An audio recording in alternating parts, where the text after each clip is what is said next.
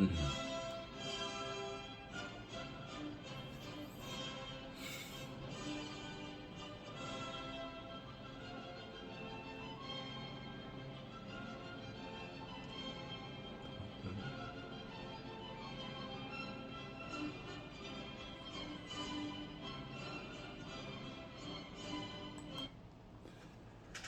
예, 여러분, 안녕하세요. 반갑습니다. 시공박의 세금 상식 한광석입니다. 한 주간 잘 계셨는가요? 지난 시간에 이어서 니체의 그 초인 사상에 대해 잠시 말씀드리겠습니다. 니체가 추구하는 인간상은 여러분 무엇이라고 생각합니까? 니체의 그 초인 사상은 사람을 넘어선 사람, 바로 초인을 얘기하죠. 예. 예를 들면은 뭐 사랑과 창조, 동경, 별과 같이 현재 자신의 눈높이보다 훨씬 그 위에 존재하는 그 이상을 바라보고 끝없이 자신을 뛰어넘으려고 노력하고, 그리고 어떤 새로운 가치를 창조하는 그런 능력이 있는 사람을 초인이라고 할 수가 있죠. 그러니까 니체가 말하는 그 초인은 끊임없이 그 자신을 돌아보고 자기 성찰을 통해서 그 의미를 부여하고 자신의 목표를 바라보면서 도전과 위험을 통해서 현재 상태에 안주하지 않고 노력할 때 자신을 긍정하고, 또한 그 세상을 긍정할 수 있는 가치를 창조할 수 있게 되어서 자신을 극복함으로써 초인 사상에 도달할 수 있다라고 말하고 있습니다. 그 니체는 그 초인에 도달하는 과정에 대해서 정신적으로 뭐 세 단계의 그 변화를 겪는다고 말합니다. 그 낙타와 사자, 그리고 어린 아이의 이 단계를 얘기하는데요. 낙타는 사실상 언제나 그 등에 짐을 지고 있죠. 그 짐을 지고 있는 존재입니다. 그죠? 일반 그 사회가 요구하는 도덕적 명령을 짐처럼 짊어지고 그 명령에 순응하는 것을 나타낸다고 할 수 있습니다. 그리고 공경하고 두려운 마음을 지닌 억신 정신, 무거운 짐을 지는 정신, 복종하는 정신으로 그 순응의 단계를 겪는다고 말할 수 있죠. 여러분들이 그 나에게 그 무거운 짐이 무엇인가를 고민한다면은 낙타의 단계에 있다고 할 수가 있겠습니다. 그럼 사자의 단계는 무엇인가? 사자는 여러분 잘 알다시피 날카로운 발톱, 그리고 강인한 그 이빨을 가지고 있죠. 그리고 앞을 가로막는 그 타개할 수 있는 존재이죠. 그죠? 언제나 젊어져야 한다는 짐, 그리고 저 기존의 가치, 관습, 규제, 구범, 관계 등을 파괴하는 그 부정의 힘과 그리고 자유의지를 상징한다고 할 수 있죠. 나는 도대체 무엇을 원하는지 고민을 한다면은 사자의 단계에 있다고 할 수가 있습니다. 그리고 마지막으로 어린 아이의 단계는 무엇인가 하면은 그 순진무구하고, 어린 아이는 순진무구하고 쉽게 또 망각할 수 있고 스스로의 규칙을 만들고 그에 따라 행하는 존재이죠. 낙타와 사자의 단계를 거치면서 삶이 끊임없이 변화하는데, 이 변화에 대한 아무런 편견 없이 수용하고, 그리고 그 와중에 발생하는 부정적인 요소들을 쉽게 망각하는 순수한 긍정의 힘을 나타낸다고 할 수 있겠습니다. 그러니까 자기 존재의 그 자연스러움을 나타내는 것이 어린 아이의 단계이다라고 설명할 수가 있겠습니다. 이렇게 세 가지 변신을 통해서 최후의 인간에서 벗어나는 자기 자신을 찾는 여정 중에서 니체가 말하는 초인의 상태라는 것은 자기 자신을 찾는 여정에서 니체가 말하는 초인의 상태에 도달을 할 수 있다고 합니다. 예. 상당히 어렵죠, 그죠? 그러나 니체가 요즘 서점에 가보면은 각종의 철학 서적들이 많이 있는데 니체를 알아야 된다는 서적들이 상당히 많이 출간이 되고 있습니다. 여러분도 니체를 연구하고 초인 사상이 무엇인가를 다시 한번 되새기는 기회가 되었으면 좋겠습니다. 그러면 먼저 여는 시를 낭독하겠습니다. 오늘은 그 박두진 그 시인의 그 해라는 시를 낭독하겠습니다. 해방 이후에 그 1946년도에 결성한 조지훈과 박모울과 함께 청록파 시인으로 아주 유명하죠. 자, 한번 낭독을 해보도록 하겠습니다. 해, 박두진. 해야 솟아라, 해야 솟아라. 말갛게 씻은 얼굴 고운 해야 솟아라. 산 넘어서 어둠을 살라먹고, 산 넘어서 밤새도록 어둠을 살라먹고, 이글이글 앳된 얼굴 고운 해야 솟아라. 달밤이 시려, 달밤이 시려. 눈물 같은 꼴짜기에 달밤이 시려. 아무도 없는 뜰에 달밤이 나는 시려.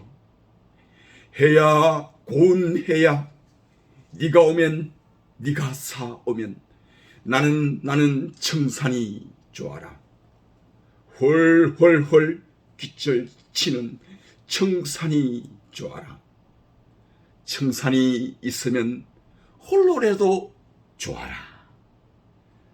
사슴을 따라, 사슴을 따라, 양지로 사슴을 따라. 사슴을 만나면 사슴과 놀고, 직범을 따라, 직범을 따라, 직범을 만나면 직범과 놀고. 해야 고운 해야, 해야 솟아라. 꿈이 아니라도 너를 만나면 꽃도 새도 짐승도 한자리 앉아 워이 워이 모두 불려 한자리 앉아 앳되고 고운 날을 누려보리라. 예, 정말 좋은 시죠. 예, 우리 한국인들이 즐겨 있는 시 중에 하나라고 할 수 있습니다.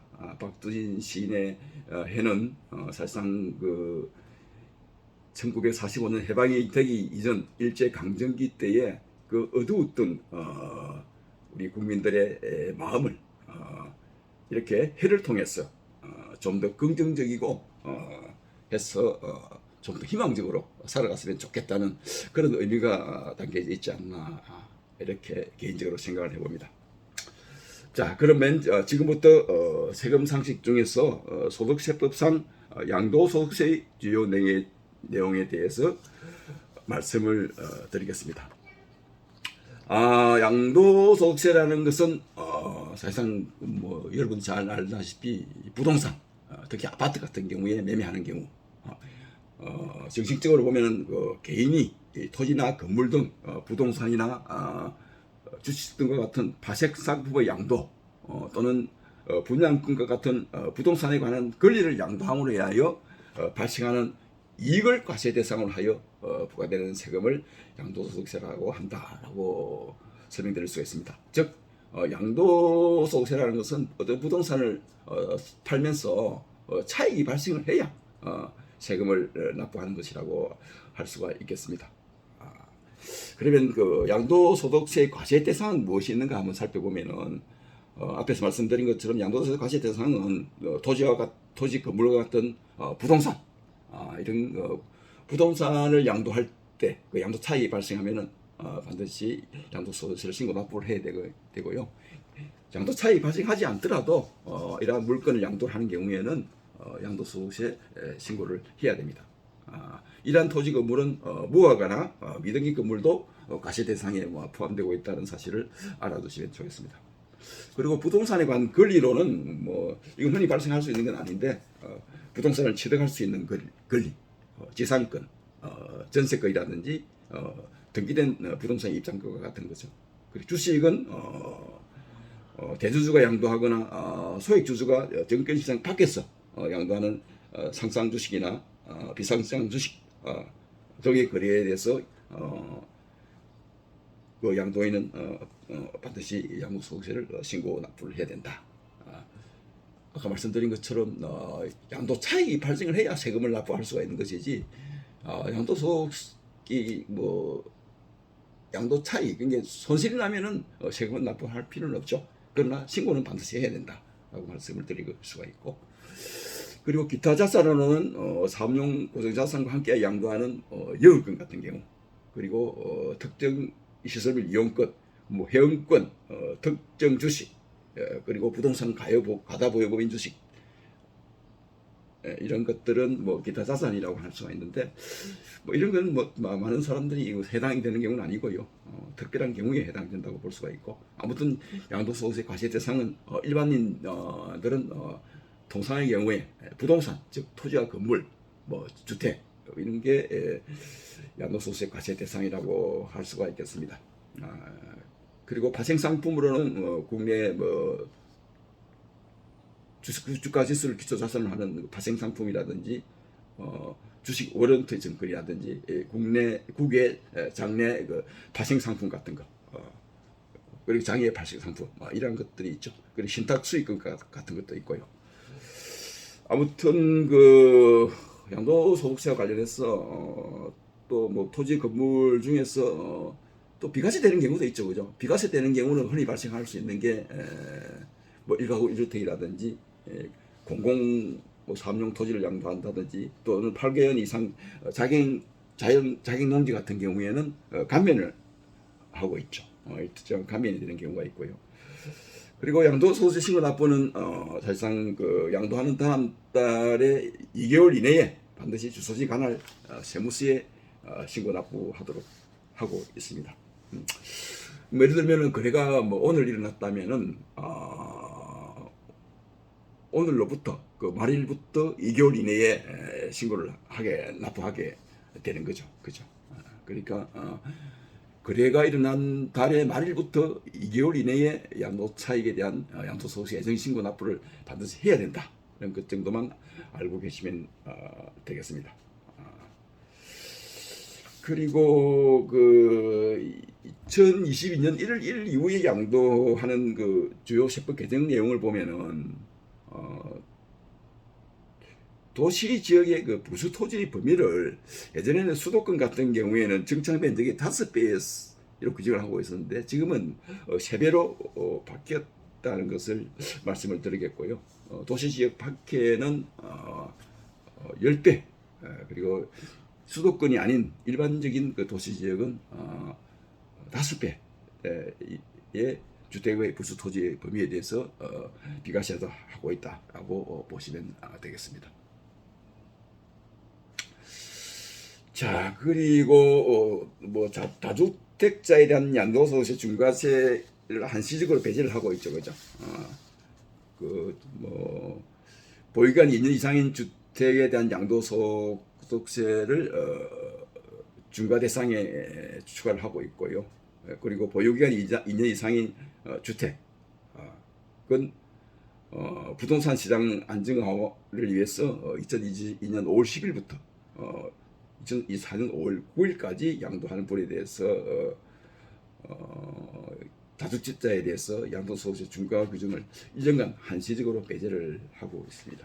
그리고 1세대 2주택에 대한 그 비과세 중에서 가장 뭐 여러분들이 쉽게 접할 수 있는 게 이사와 관련해서 일시적으로 2주택이 되는 경우는 사실상 비과세를 하고 있는데, 이런 것도 사실상 그 제일 많이 그 질문이 들어오는 겁니다. 일시적으로 2주택이 됐을 경우에 어떠한 경우에 비과세가 되는지라고 묻게 되는데, 보통 그 신규 주택을 취득하면은 그 종전주택 취득한 날로부터 1년 이상 그 경과를 해야 됩니다. 그죠? 그러니까 종전주택이 하나 있다면은 종전주택 취득한 날로부터 1년 이상 경과해서 신주택을 취득을 해야 일시적으로 2주택을 비과세를 할 수 있다는 것이고, 종전주택의 양도도 예전에는 2년 이내에 뭐 양도를 하면 됐지만, 지금은 신주택 취득일로부터 3년 이내에 양도를 하면은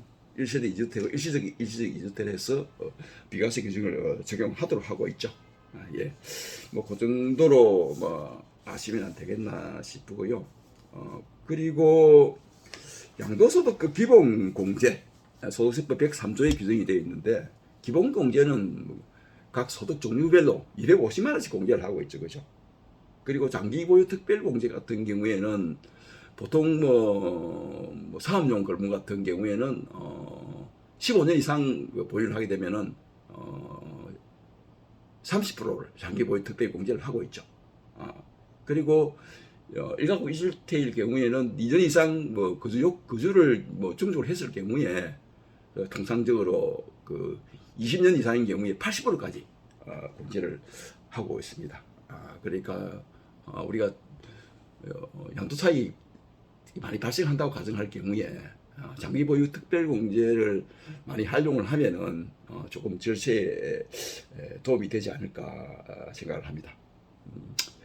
그리고 양도소득세 그의 세율은 사실 기본적으로는 일반적인 소득세 세율과 똑같죠. 6%에서 45%까지 그죠. 그러나 양도소득세 중에서 이제 미등기를 양도하는 경우에는 양도 차익에 대해서 70%를 부과하고 있고요. 그리고 비사업용 토지, 그러니까 뭐 나대지를 양도한다든지 뭐 도시 지역에 살면서 시골에 있는 전답을 판다든지 이렇게 할 경우에는 비사업용 토지를 해서 사실상 10% 세금을 더 부과를 하도록 하고 있죠. 예. 그리고 중소기업 주식에 대해서는 10%를 부과를 하고 있고요. 그리고 좀 여러분들이 또 상식적으로 좀 알아야 되는 게 1년 미만에 이제 부동산을 취득을 해서 단기 양도하는 경우에 우리가 종합소득세 누진세율을 적용하지 않고 50% 단일세율을 적용하고 있죠. 그죠? 그런 점을 좀 단기 양도에 대해서는 좀 높은 세율을 적용을 하고 있다. 그러니까 양도 차익 예를 들면 1억이 생겼다. 그러면은 양도 차익 1억에 대해서 50% 5천만 원을 세금을 내야 되는 거죠. 이거 세금이 상당히 많죠. 네. 그래서 기본적으로 그러니까 1년 이내에 팔게 되는 경우에 세율이 50%다. 라고 기억을 하시면 되겠고, 그리고 1년에서 2년 이내인 경우에는 40%로 기준을 하고 있죠. 그리고 2년 이상이 되는 경우에는 소득세 그 세율, 즉 6%에서 45%까지 기본 세율을 적용을 하고 있고요. 그리고 뭐 조합주택이라든지 그 조합원 그 입주권이라든지 분양권 같은 경우에는 사실상 1년 이내에 할 경우에는 70%로 세금 부과를 하게 돼 있고, 그리고 2년 미만인 경우에는 조합 입주권이나 분양권 같은 경우에는 60% 세율을 적용하고 있죠. 그리고 일반적으로 뭐 조합원 입주권과 분양권은 사실상 그 누진 공제 대상이 되어도 세율을 60%로 적용을 해서 과세를 하고 있기 때문에 조합원 입주권이나 분양권은 사실상 1가구 2주택이 아니고 2주택에 해당된다 할 경우에는 세부담이 상당히 많기 때문에 좀 조심해서 사실상 양도를 해야 된다라고 할 수가 있겠죠. 그리고 양도소득의 그 필요경비 같은 경우에는 기본적으로는 양도가액에서 취득가액을 공제를 하게 되어 있고요. 그리고 뭐 아까 설명드린 것처럼 장기 20년 이상 장기 보유 또는 15년 이상 장기 보유를 했을 경우에는 장기 보유 특별 공제를 해서 양도 차익을 계산하도록 하고 있는데, 양도소득의 필요경비를 하면은 취득가액하고 그리고 여러분 아파트를 여러분 뭐 취득했을 경우에 뭐 샤시를 한다든지 뭐 인테리어 공사를 하는 경우가 있죠. 그런 경우에는 사실상 뭐 취득가액 10억을 취득했을 경우에 인테리어비가 사실상 한 5억 정도 들어갔다. 그러면은 실질적으로 취득가액이 15억이 되는 거죠, 그죠? 그러면은 그와 관련된 인테리어비 같은 경우에는 자본적 지출을 해가지고 세법상 뭐 자본적 지출을 해가지고 사실 필요경비로 공제를 할 수가 있습니다. 그런 경우에는 반드시